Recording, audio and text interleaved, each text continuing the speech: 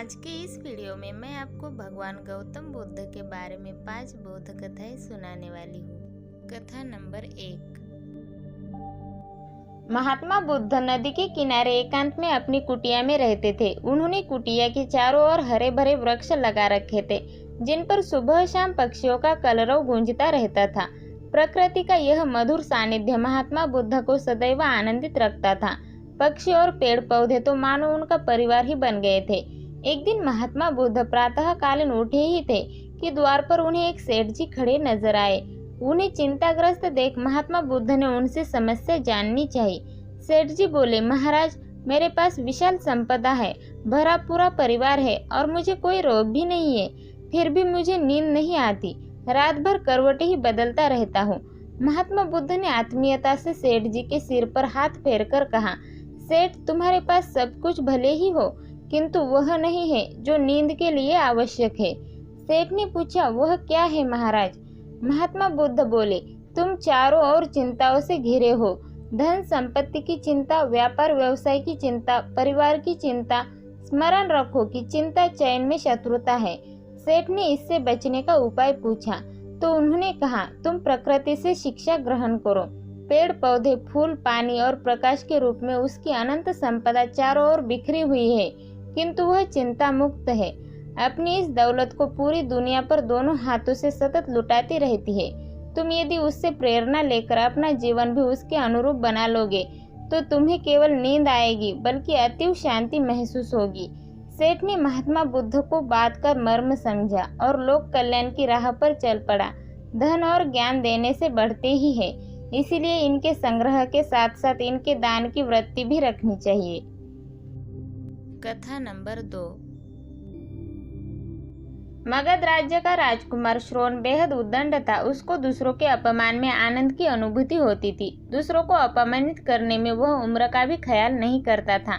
जब माता पिता उसकी हरकतों से बहुत परेशान हो गए तो उन्होंने अपने महल में भगवान बुद्ध को आमंत्रित किया। बुद्ध जब महल में आए तो उन्होंने राजकुमार के विषय में सभी बातें सुनी। उन्होंने राजा से राजकुमार को प्रवचन में लाने के लिए कहा। श्रोण अपने पिता के साथ आया और प्रवचन की समाप्ति पर वह बुद्ध के चरणों में लेट गया। बुद्ध के वचनों से प्रभावित होकर वह बौद्ध धर्म में दीक्षित हो गया। उसका जीवन पूर्णतः बदल गया। कुछ समय बाद उसने प्रायश्चित करने के लिए अन्न जल का त्याग कर दिया। उसके इस कठोर प्रण के विषय में जब भगवान बुद्ध को ज्ञात हुआ तो वे उसे देखने आए। उन्होंने स्नेहपूर्वक उसके मस्तक पर हाथ रखा और बोले, श्रोण, अन्न जल के त्याग के चलते तुम्हारा स्वास्थ्य गिरता जा रहा है। तुम संगीत के जानकार हो, अतः उससे जुड़े मेरे एक प्रश्न का उत्तर दो।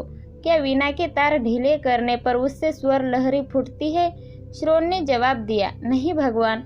बुद्ध ने पुनः प्रश्न किया, तब तो तारों को खूब कसना पड़ता होगा। श्रोण बोला, नहीं, अधिक कसने से तार टूट सकती है। तब तथागत बोले, वीणा से मधुर संगीत निकालने के लिए उसके तारों को न तो अधिक ढीला रखना चाहिए और न ही अधिक कसना चाहिए। इसी प्रकार हमारा जीवन भी एक वीणा की तरह ही है, जिसे भली भांति चलाने के लिए सभी वस्तुओं का पूर्ण त्याग उचित नहीं है। श्रोण के कठोर प्रतिज्ञा से मुक्ति ले ली और सहज जीवन जीने लगा। यह कथा जीवन को नैसर्गिक तरीके से जीने पर बल देती है, जिसमें उचित आवश्यकताओं की पूर्ति और अतिरिक्त इच्छाओं पर नियंत्रण का संदेश शामिल है। यदि जीवन को आवश्यकता पूर्ति और संयम के संयम से संचालित किया जाए तो परम शांति प्रदायक होता है। कथा नंबर 3। एक राजा ने अपने पुरुषार्थ से राज्य को समृद्ध बना दिया था। राज्य में रन बड़ी सुखी थी, क्योंकि वह प्रत्येक वर्ग के हितों को ध्यान में रखकर काम करता था।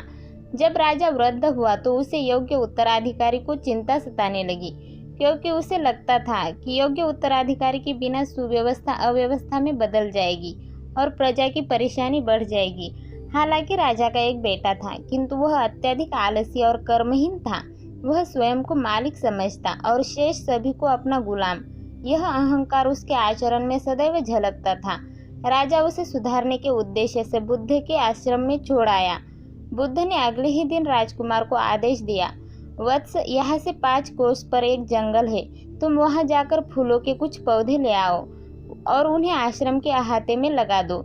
यह सुनते ही राजकुमार को बड़ा क्रोध आया, क्योंकि उसने तो आदेश देना ही सीखा था। क्योंकि उसके पिता ने बुद्ध की बात मानने को कहा था। इसलिए वह मन मारकर जंगल गया और फूलों के पौधे लाकर आश्रम में लगा दिए। राजकुमार ने उन्हें सिंचा और जानवरों से बचाने के लिए उनकी रात दिन रखवाली की। कुछ महीनों में सारा आश्रम भांति भांति के सुंदर फूलों से खिल उठा। राजकुमार अपनी मेहनत का ऐसा फल देखकर बहुत प्रसन्न हुआ। बुद्ध ने उसे शाबाशी देते हुए समझाया, वत्स याद रखो, जो सोता है उसका भाग्य भी सो जाता है और जो चलता है उसका भाग्य निरंतर उसके साथ चलता है। अब राजकुमार कर्मठ बन चुका था। राजा को अपना योग्य उत्तराधिकारी मिल गया था। कर्म सफलता की कुंजी है, अतः सदैव कर्मरत रहना चाहिए। कथा नंबर 4। एक बार गौतम बुद्ध से अभय राजकुमार ने प्रश्न किया कि क्या श्रमण गौतम कभी कठोर वचन कहते हैं। उसने सोच रखा था कि नहीं कहने पर वह बताएगा कि एक बार उन्होंने देवदत्त को नरकगामी कहा था, और यदि हाँ कहे तो उसने पूछा जा सकता है कि अब आप कठोर शब्दों का प्रयोग करने से स्वयं को रोक नहीं पाते, तब दूसरों को ऐसा उपदेश कैसे देते हैं। बुद्ध ने अभय के प्रश्न का आशय जान लिया। उन्होंने कहा, इसका उत्तर न तो हाँ में दिया जा सकता है और न नहीं में। अभय की गोद में उस समय एक छोटा बालक था। उसकी ओर इशारा करते हुए बुद्ध ने पूछा, राजकुमार, यदि दाई के अनजाने में यह बालक अपने मुख में कांच का टुकड़ा डाल ले तब तुम क्या करोगे। मैं उसे निकालने का प्रयास करूंगा। यदि वह आसानी से न निकल सकता हो तो बाएं हाथ से उसका सिर पकड़कर दाहिनी हाथ की उंगली को टेढ़ा करके उसे निकालूंगा। यदि खून निकलने लगे तो भी मेरा यही प्रयास रहेगा कि वह कांच का टुकड़ा किसी न किसी तरह बाहर निकल आए। ऐसा क्यों? इसीलिए कि भंते इसके प्रति मेरे मन में अनुकंपा है। राजकुमार, ठीक इसी तरह तथागत जिस वचन के बारे में जानते हैं कि यह मिथ्या या अनर्थकारी है और उससे दूसरों के हृदय को ठेस पहुंचती है, तब उसका वे भी कभी उच्चारण नहीं करते। पर इसी तरह जो वचन उन्हें सत्य और हितकारी प्रतीत होते हैं तथा दूसरों को प्रिय लगते हैं, उनका वे सदैव उच्चारण करते हैं। इसका कारण यही है कि तथागत के मन में भी सभी प्राणियों के प्रति अनुकंपा है। कथा नंबर 5। एक व्यक्ति बुद्ध के पास गया और बोला कि गुरुदेव, मुझे जीवन के सत्य का पूर्ण ज्ञान है, फिर भी मेरा मन किसी काम में नहीं लगता। इस अस्थिरता का क्या कारण है? बुद्ध ने उसे रात तक इंतजार करने के लिए कहा। रात होने पर वे उसे झील के पास ले गए और झील में चांद का प्रतिबिंब दिखाकर बोले कि एक चांद आकाश में और एक झील में। तुम्हारा मन इस झील की तरह है। तुम्हारे पास ज्ञान तो है, लेकिन तुम उसे इस्तेमाल करने के बजाय मन में लेकर बैठे हो, ठीक वैसे जैसे झील चांद का प्रतिबिंब लेकर बैठी है। तुम्हारा ज्ञान तभी सार्थक होगा जब तुम उसे व्यवहार में एकाग्रता व संयम के साथ अपनाने की कोशिश करो। झील का चांद तो भ्रम है। तुम्हें अपने काम में मन लगाने के लिए आकाश के चंद्रमा की तरह बनना है। झील का चांद तो पानी में पत्थर गिराने पर हिलने लगता है, जैसे तुम्हारा मन जरा जरा सी बात पर डोलने लगता है। तुम्हें अपने ज्ञान और विवेक को जीवन में नियम पूर्वक लाना होगा तथा अपने जीवन को सार्थक एवं लक्ष्य हासिल करने में लगाना होगा। खुद को आकाश के चांद के बराबर बनाओ। शुरू में थोड़ी परेशानी आएगी, पर कुछ समय बाद ही तुम्हें दूसरी आहट हो जाएगी। उस व्यक्ति की समस्या दूर हो गई। वह बहुत प्रसन्न हुआ। उसने महात्मा बुद्ध के चरण स्पर्श करते हुए कृतज्ञता व्यक्त की। ये कहानी आपको कैसे लगी? Please like, share and subscribe करना ना भूलिए।